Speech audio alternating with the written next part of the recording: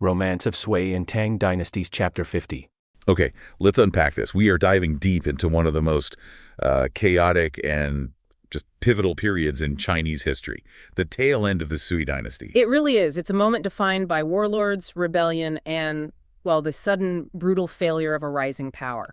Because we're not really looking at a success story, are we? We're examining a blueprint for strategic recovery. Exactly. We have sources detailing the movements of the Xia Emperor, Dujian, right after he suffered this catastrophic military defeat against the general Liu Qing. So imagine this. Your entire strategy has just collapsed, your team is completely demoralized, and your reputation is, frankly, in tatters. Right. How do you, as the leader, synthesize intelligence, admit you failed, recruit top-tier, maybe even reluctant talent, and then assemble a 100,000-man army for the next campaign, all in a matter of weeks? We're going to trace Dujian's extraordinary path back from the brink. It's a fascinating study in, well, political humbling, the surprising value of a leader's spouse in a crisis, and a brilliant, almost theatrical deception involving empty carts. And the ultimate question is whether even that kind of tactical perfection can overcome strategic destiny. That's the million-dollar question. That sets the stage perfectly. So let's start with the immediate aftermath. Dujian gets back to his capital, Legi, after this brutal loss. And the source materials is really clear that he didn't try to spin the defeat at all. No, not at all. He laid the blame squarely on his own shoulders. That admission of personal responsibility is, it's the foundational piece of this whole story. So he publicly declares the failure was due to his Dujihun. What does that mean exactly? It means his own arrogance, his mistake in underestimating the enemy or trying to deceive them, and crucially, ignoring the warnings of his own key advisors, Cao Dan and Deng Wangsun, about troop complacency. But just saying I messed up is, well, it's rarely enough, right? Yeah. Especially when you're an emperor trying to found a new dynasty. Why does that single admission matter so much? It matters because he shifts the failure from a systemic problem, a weak army or bad officers, to a correctable flaw in his own leadership, arrogance. Ah, I see. By taking the personal hit, he kind of absolves the morale of the troops. He instantly rebuilds that trust. Because if the emperor admits he was wrong, then the system itself isn't broken, just the execution. And this leads us directly into the political masterstroke, because the correction didn't come from his military council. No, came from his wife, the Xiao, the Empress. This is where we see true crisis management from a very different perspective. Absolutely. The Empress understood that the morale problem needed a radical political solution, not a military one. She proposed what we might call organizational downward management. Downward management? Yeah. To restore faith, the emperor had to physically and symbolically shrink himself. Wait, hold on. She told him to renounce the imperial title. Isn't that a massive, almost suicidal risk? In this chaotic time, wouldn't rivals just see that as weakness, like an invitation to attack? It is a calculated high-risk maneuver, but that's precisely why it worked. She told him, issue a public decree admitting guilt, but the physical acts were even more important. Okay, what were they? He had to renounce his imperial title, temporarily we assume, but publicly.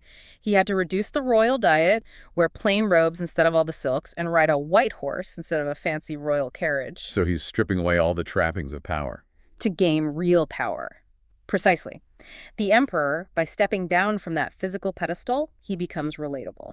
And that signal of humility was then coupled with actual support for the troops' families, right? Immediately. He held a personal memorial for the dead and made sure generous rewards and condolences were distributed to the families of everyone who'd fallen. The sources use the term daixiu, which means to provide for the whole family. It's a brilliant two-pronged approach. He humbled his own status, showing he cares more about his men than his crown, while at the same time fixing the actual financial hardship his mistake caused. And the sources confirm it worked instantly. The note that far and near heard this, and none did not sigh in admiration, tells you everything. The narrative flipped. He wasn't the arrogant leader who lost. He was the righteous, humbled leader who cared. Morale was restored. So with that internal crisis averted, Dujian faces the next challenge, turning a humbled court into a lethal fighting force. And for that, he needs two very different kinds of talent. He does. He needs an elite strategist, and he needs raw, formidable manpower. This kicks off the dual recruitment phase. Our first up is Yang Yuchen. Who was he? Yang Yuchen was a highly respected general who had initially refused to join the Xia court. He was content living quietly, Dujian's advisor Ling Jing was sent to go get him. And Ling Jing's recruitment pitch is fascinating. He doesn't offer wealth or power. No, he appeals to a higher purpose, avenging the murder of the previous Sui ruler. He shifts the whole focus from serving Dujian the warlord to serving a righteous cause and restoring moral order. That's how you get high-minded talent, right? You frame the mission as bigger than a paycheck. Exactly. And Yuchen agreed, but with major conditions. Dujian had to accept 3 undisclosed demands, which he did, no questions asked, and promised Yuchen a full retirement back to his quiet farm life after the campaign. He was essentially hiring a top-tier consultant on the consultant's terms. 100%.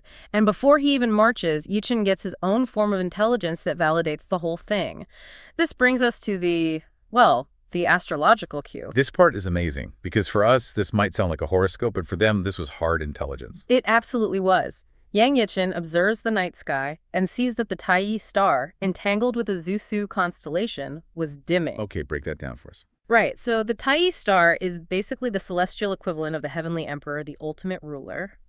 And the Zusu constellation is specifically linked with armies, war, conflict. So when the ruler star gets tangled up with the war constellation and starts to dim, it's an absolute cosmic sign that the current ruler, his target, Guaji, was doomed. The source literally says, Isha, their date of death has arrived. He didn't need a spy report. The heavens told him he would win. which must have given him incredible confidence. Total confidence, and Dujian knew how to reciprocate that. When Yuchen arrived, Dujian showed just extreme deference. He got the imperial carriage ready and led all his officials out of the city to greet him. A huge honor.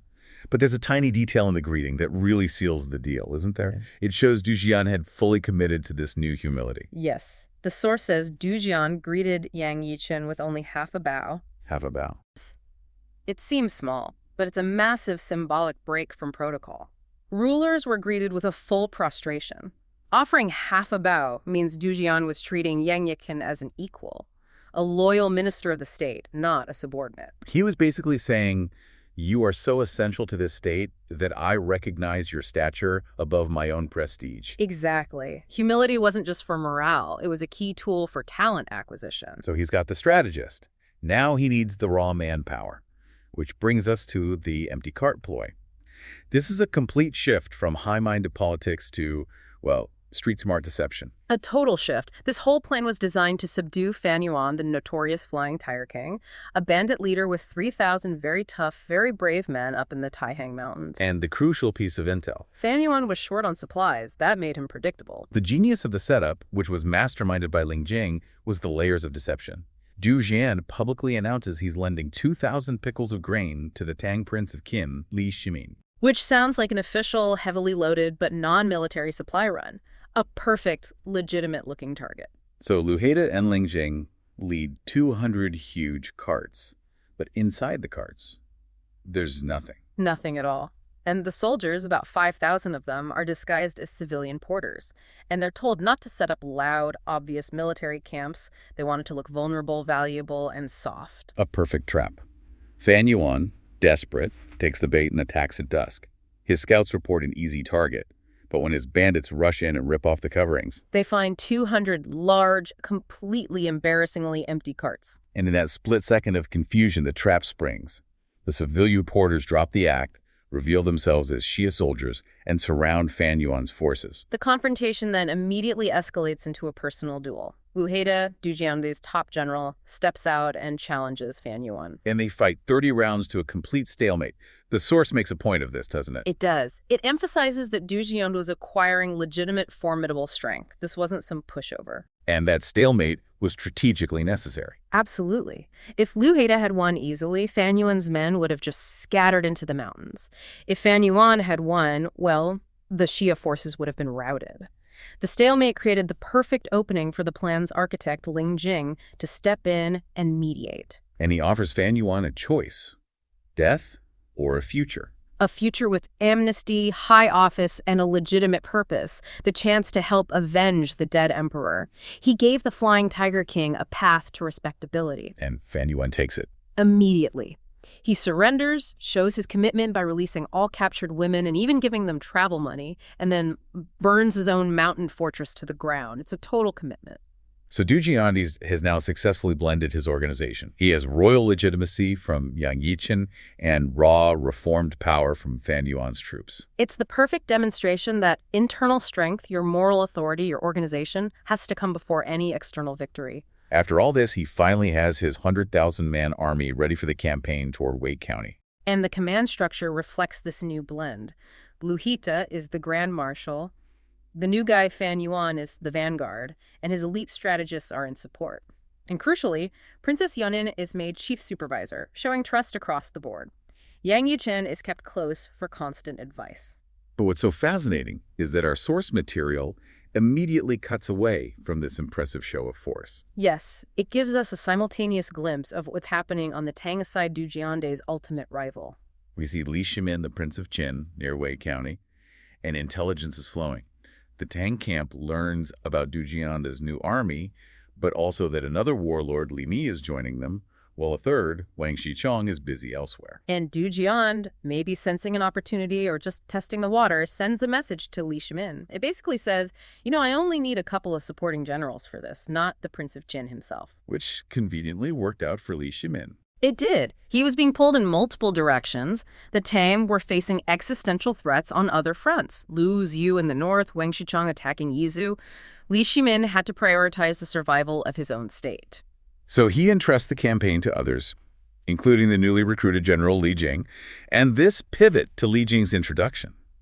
This is where the philosophical heart of our source material really is, isn't it? It is. It connects Dujian's amazing tactical recovery to the overarching strategic destiny of the Tang.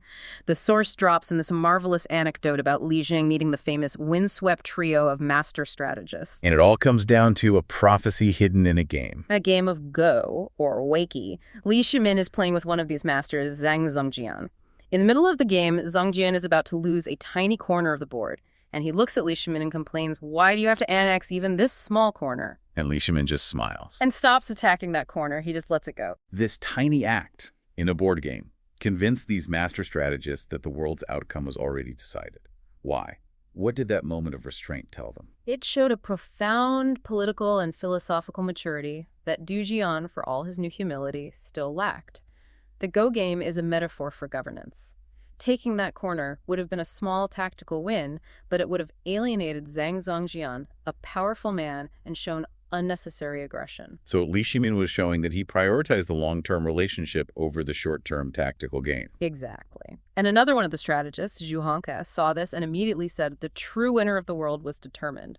In that one smile, that one decision to pull back, they saw a ruler who knew how to lead a unified empire, not just conquer territory. And the result of that insight. The practical result.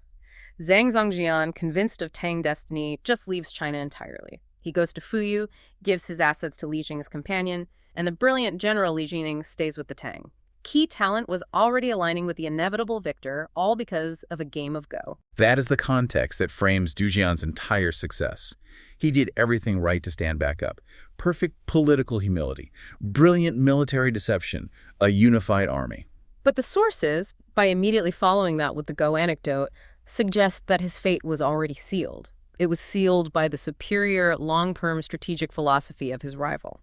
Now we're unpacking the final downfall of the rebel Yuan Huaji at the city of Liaoqing. Right, because this wasn't just a random siege. Not at all. No, this was a masterclass in coalition warfare.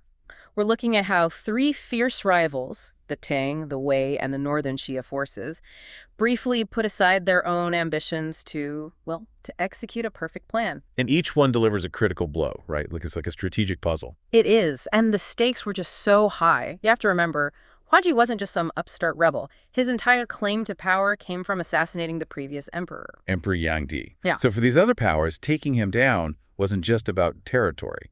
Exactly. It was about claiming moral legitimacy. And what's fascinating is where the sources start. It begins with Huaji's desperation. He knows he's about to be attacked from three sides. So what does he do?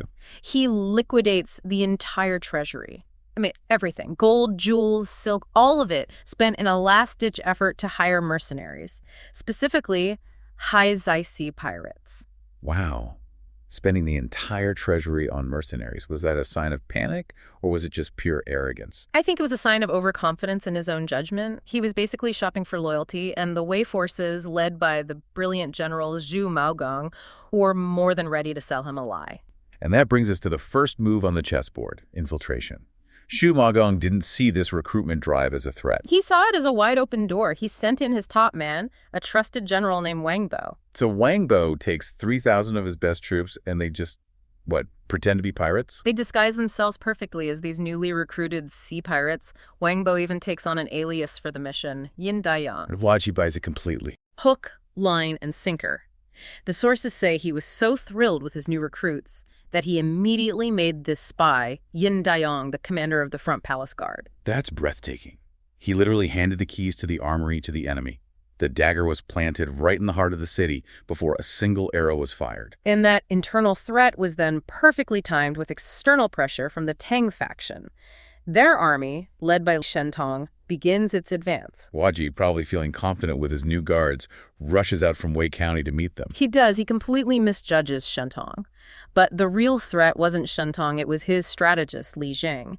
And Li Jing had designed this almost surgical ambush to shatter morale. This is the part with the painted halberds, right? That's the one. As Waji's forces set up camp, a Tang contingent led by Lu Hanji just flies out and in a single movement slices right through the main weapons of Waji's top generals. It's such a display of contempt. It's not just a fight, it's a message. It is. And when one of the generals, Durang, tries to counterattack, Li Jing himself just draws his bow and shoots him right in the heart. And that's it. Waji's forces are broken. They abandon their position and flee back into the fortified city of Liaochang. But this is where Li Jing's genius really shines. He doesn't just celebrate the victory. He takes a scouting party out and he observes the energy, the aura over the city. Like a kind of strategic prophecy. Exactly. He declares that Huaji's demise is imminent, that the city's key is already extinguished. He could just feel the internal rot. But he saw something else, didn't he? He did, and this is the critical part. He also saw that the key over his own Tang camp and the Wei camp was not one of ultimate victory. So he knew they were part of the plan, but not the final winners. Correct. He deduced that the final decisive blow would belong to the northern forces, the Xia army, and that prediction dictated everything that happened next. So, with the spy planted by Wei and Waji now reeling from the Tang ambush, Li Jing decides the next move won't be a conventional assault. No, it's going to be something far, far stranger. This is where we move into the psychological phase. Fire, fakers, and poison. Let's talk about the birds. This logistical avian terror attack, it sounds completely absurd. It's a bizarre masterstroke. Li Jing orders his general, Kuo Tutong, to capture every single bird, crows, sparrows, hawks, you name it, that flies into Liaochang. I mean, just imagine the logistics of that. You're supposed to be besieging a city, and a huge chunk of your army is just out there with nets, catching birds. And then the really brilliant part. They hollow out fruit kernels walnuts. Plums fill them with smoldering moxa, which is a kind of flammable herb. Tiny little fire bombs. Exactly. They tie these to the birds' tails and then just release them back into the city. Imagine the chaos. Just fires starting everywhere randomly in all these wooden buildings. While that plan is literally taking flight, the Xia Lord begins his part of the plan. Right. Under the guidance of his general, Yang Yichen, he starts the psychological setup. Yichen tells one of his own generals, Fan Yuan, to intentionally lose a battle against Huaji's son, Chengji. A calculated defeat. A perfect one. Chengji is completely fooled. He rushes back to his father, totally convinced that the Xia forces are weak and ripe for the picking. And he convinces Waji to leave the city's defenses to go for a big, glorious ambush. He does. Huaji organizes this huge, complex ambush 60 miles outside of Liaochang. He's completely missed the real threat. And in doing so, he leaves the city weakly defended by who?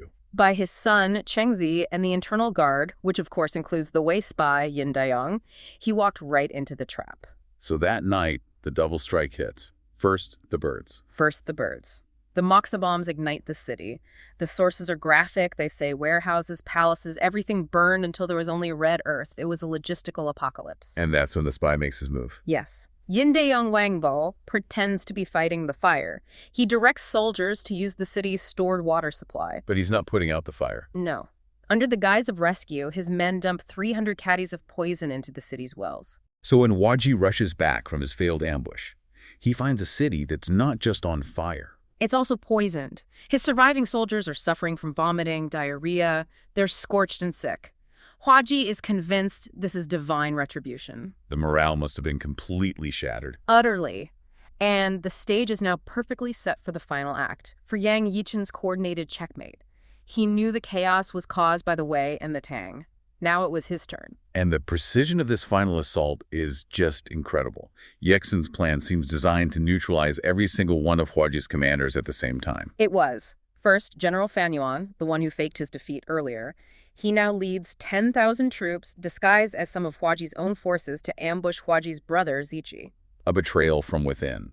And while that's happening, Yishin himself leads 20,000 elite soldiers to raid Ziji's main camp. And, critically, another 40,000 troops are positioned specifically to block Huaji's son, Chengji, from ever arriving with reinforcements. every escape route, every potential ally just cut off. Completely. Huaji is totally isolated, forced to come out and fight the Xiao Lord one-on-one. The sources say he fought for over 20 rounds, all the while expecting his loyal palace guard commander Yin Dayong. to come and support him. But of course, Daong does the exact opposite. He retreats and leaves the city gate wide open. Wide open.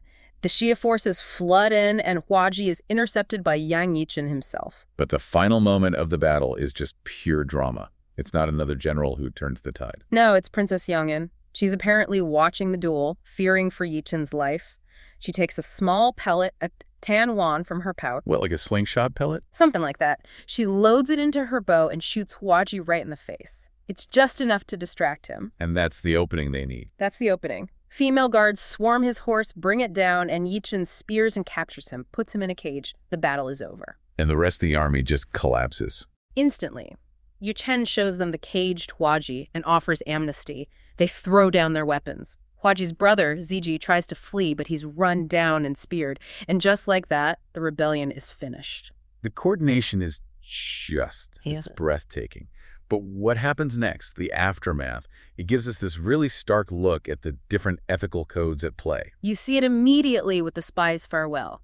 Wang Bo, still in his disguise as Yin Dayong, he meets the Xia Lord as he's entering the city. And he presents him with the severed head of Huaji's other son, Chengzi. He does. And only then does he reveal his true identity, that he's a general for Shu Maogong and the Wei forces. And then, after all that, he refuses any reward. Immediately, he just cites the strict orders of his general, says he cannot covet merit or seek rewards. The Xia Lord is so impressed he praises his integrity in front of everyone. To pull off such a brutal high-stakes mission and then just walk away, citing duty. Right. It says so much about the Wei command structure. It does.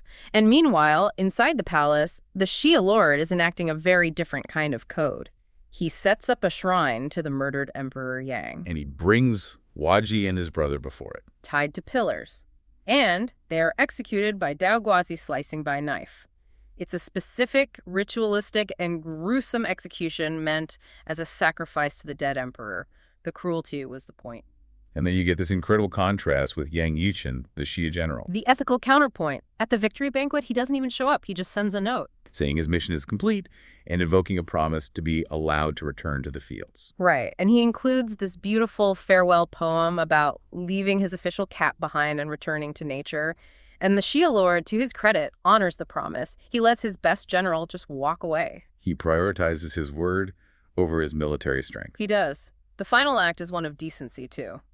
Princess Yongin makes sure that the defeated Empress Xiao and her attendants are escorted safely back home with a full guard. Empress Xiao.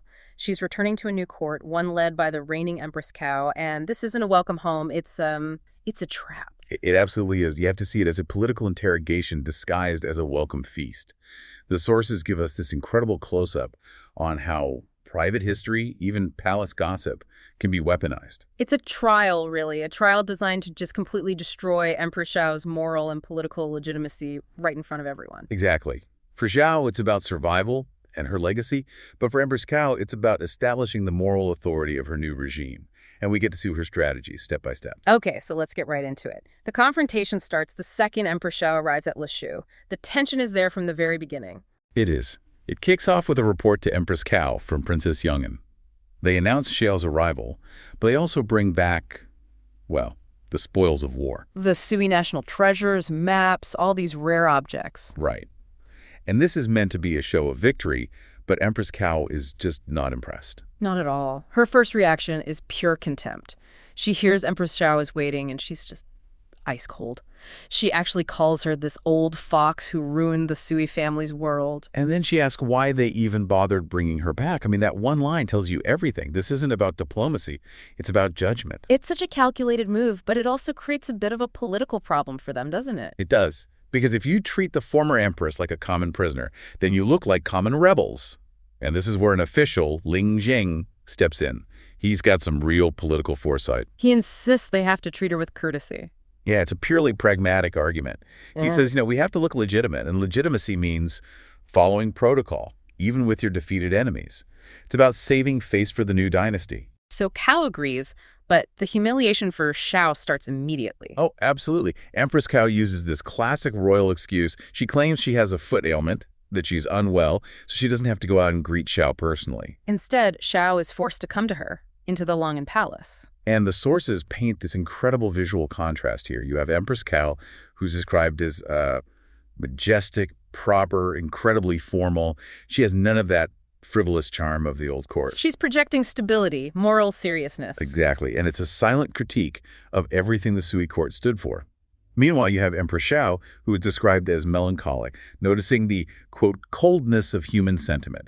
She knows she's walking into a trap. So after these, let's call them formalities, are done, Xiao starts the interrogation, and she begins with a seemingly harmless question. Right. She just asks Xiao to compare the two old Sui capitals, Tokyo and Xijing. And Xiao walks right into it. She starts praising Tokyo, but she focuses on the decadence, the rich palaces, the West Garden, the lakes, and the infamous 16 courtyards. Which is the exact opening Xiao was looking for. This lets her pivot the entire conversation from architecture to the moral failings of the former emperor. And this is where the details just start piling on. Xiao starts asking about Emperor Yang's leisure activities. She starts general, the gambling, the singing, the poetry contest, making these elaborate silk flowers. But she doesn't stay general for long. No. She drills down. She starts bringing up these really specific, almost secret late-night activities, which shows you the depth of her intelligence network. She mentions the Kinyu, these night excursions. And playing music on horseback, performing plays even. Get this. Testing their riding skills on the moonlit palace steps. It sounds less like a royal hobby and more like an obsession. A complete waste of resources. It paints a picture of a ruler who is totally disconnected from reality. And here's the brilliant part of Xiao's strategy. She forces Xiao's own attendants to implicate her. One of them, Han Jun, is forced to confirm that the emperor selected special horses for these night rides, specifically for Xiao's enjoyment. So now Xiao is directly tied to the decadence. Exactly. And from there, the interrogation gets even more personal. It moves from activities to people. The roll call. This is brutal. Xiao forces them to name the former concubines, the famous beauties of the 16 courtyards.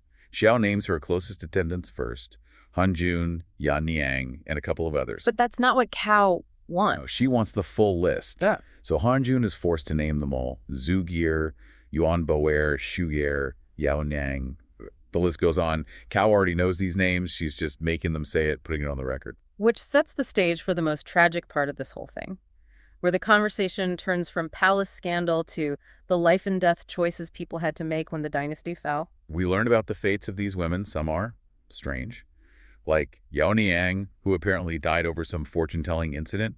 But then we hear about the loyalists. The martyrs, Zhu Gear and Yuan Boer, they died cursing the rebels. And Tu Niang, who drowned herself in a pool to avoid being captured by the traitor Yuan Ziji. I mean, these are women who chose death over dishonor. And what's Empress Xiao's reaction to this incredible bravery? Complete ice-cold cynicism. She calls them foolish. Foolish? Yes.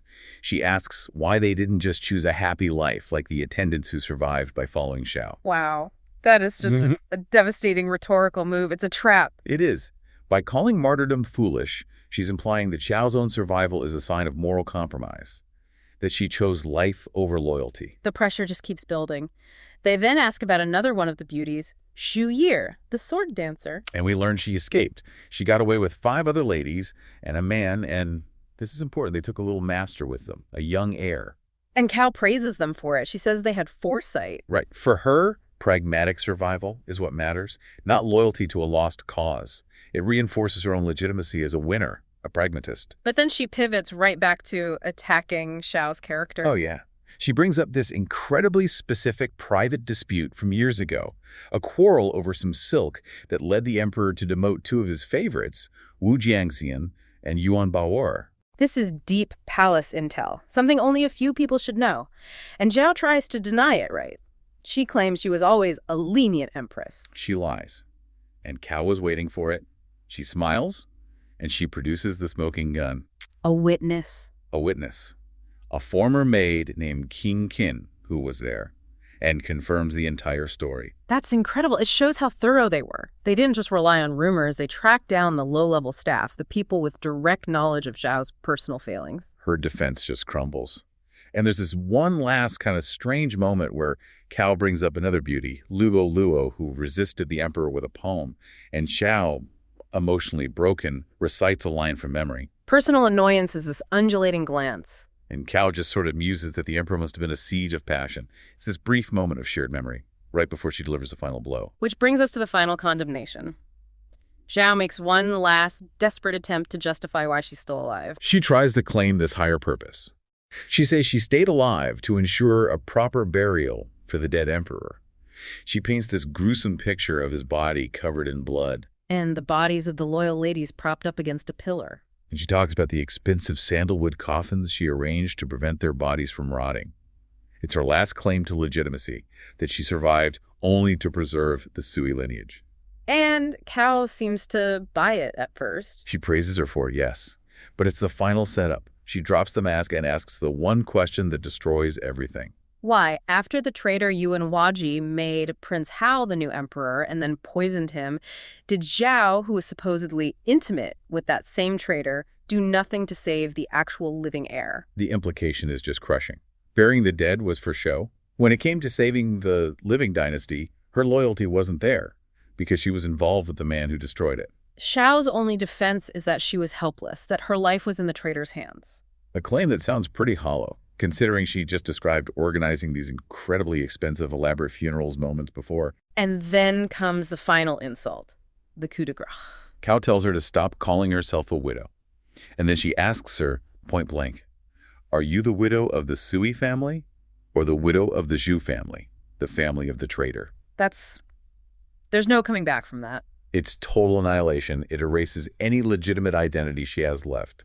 She's either the failure of a dead dynasty or the accomplice of its murderer. And she just breaks down, she starts weeping, her maids start weeping, and the entire trial comes to a sudden halt. But not because Cao ends it. It ends because an announcement is made. The master, the new emperor, has arrived. And Cao immediately sends the weeping Xiao away, ending the banquet. The verdict has been delivered through public humiliation.